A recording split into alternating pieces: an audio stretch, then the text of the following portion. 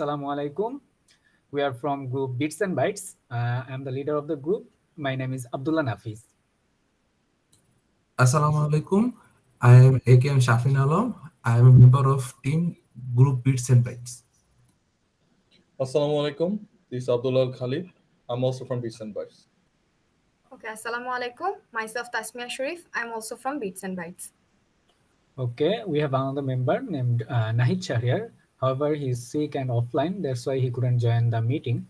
Now we'll present our presentation for the disaster management app. Let me share my screen first. So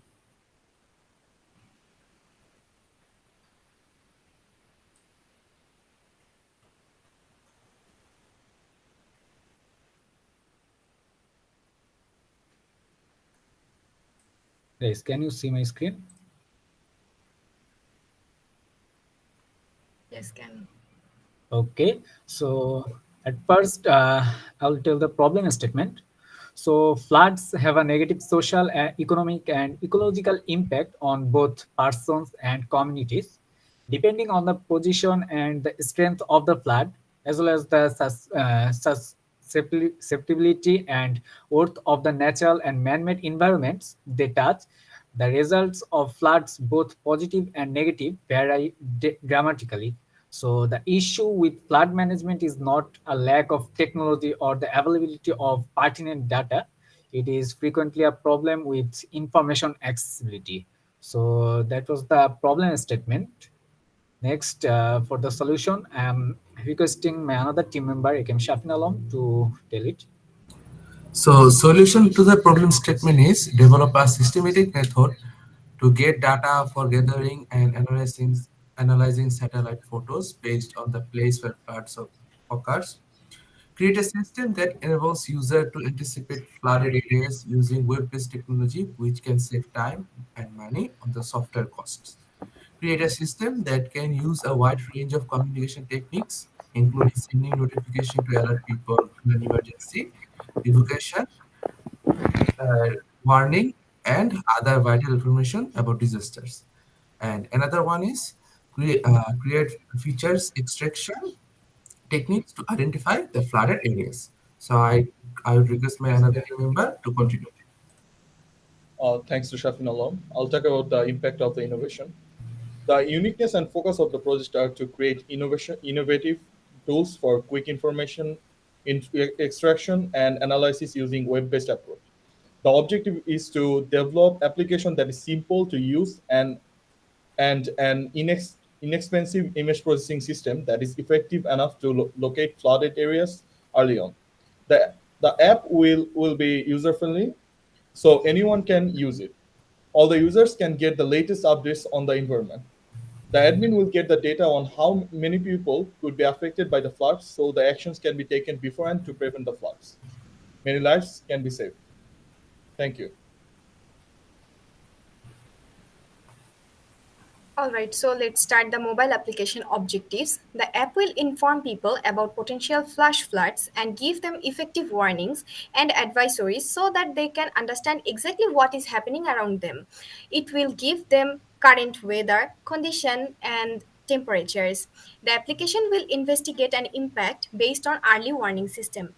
Moreover, it will create feature extraction techniques to identify the flooded areas. It will compile data on natural catastrophes by getting data from the Global Disaster Alert. Thank you. So now we'll move to the implementation and move to giving example of the mobile application. Okay, now I will present our disaster management app. So here is the icon. I'm going to our disaster safety app. Here is the home page of our disaster safety app. At first, the user can issue an alert. So we are moving to the issue an alert. So there is two types of alert. One is common alert and one is government alert. The common alert, this can be issued by anyone. So any user can issue this alert if he or she founds anything unreal or any clue of disaster. So at first he will write down the name of the disaster, for example flood. Next he will type the location of the flood So I'm typing the location, and next the description. So here this, so the heavy rain. So then after pressing the issue alert, the alert will be issued. Next, the government alert. This government alert can only be issued by the government. So the government staff have to give their username and password, and then he or she can issue this alert. So for example, I'm just giving any password and username, and next the calamity, it's flood again, and location Johor, and description heavy rain.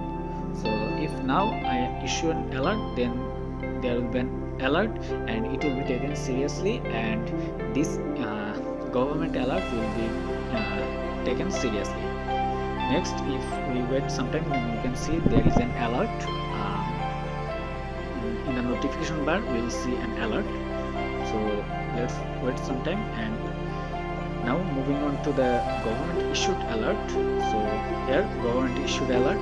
So if we are connected to the internet, then we can see the alert that is issued by the government.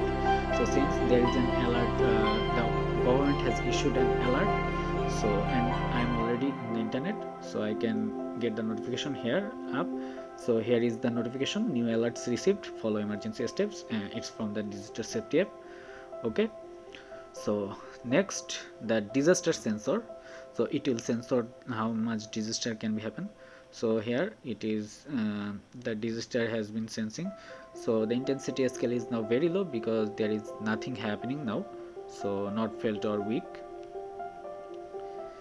Next we have emergency steps. There is some instruction for the newbies, what should be done in during flood, hurricane or earthquake. So for flood there is some emergency steps, and for hurricane there is some emergency steps as well, and for earthquake there is also some emergency steps, and user can issue an alert from here also and go to the emergency contact as well. So here, okay, now at last the emergency contacts. So here is the emergency contacts. So we have ambulance, police, disaster management and volunteer. For ambulance, they can just press any button and go to call them. So ambulance, I'm pressing here and it is going to the number and it will call to the ambulance, and police, it will call to the nearest police. Disaster management, it will call to the nearest police. Okay, so that's all for our disaster safety app. Thank you. Okay, thank you. Now that's all for our group presentation. Thank you for listening until the end.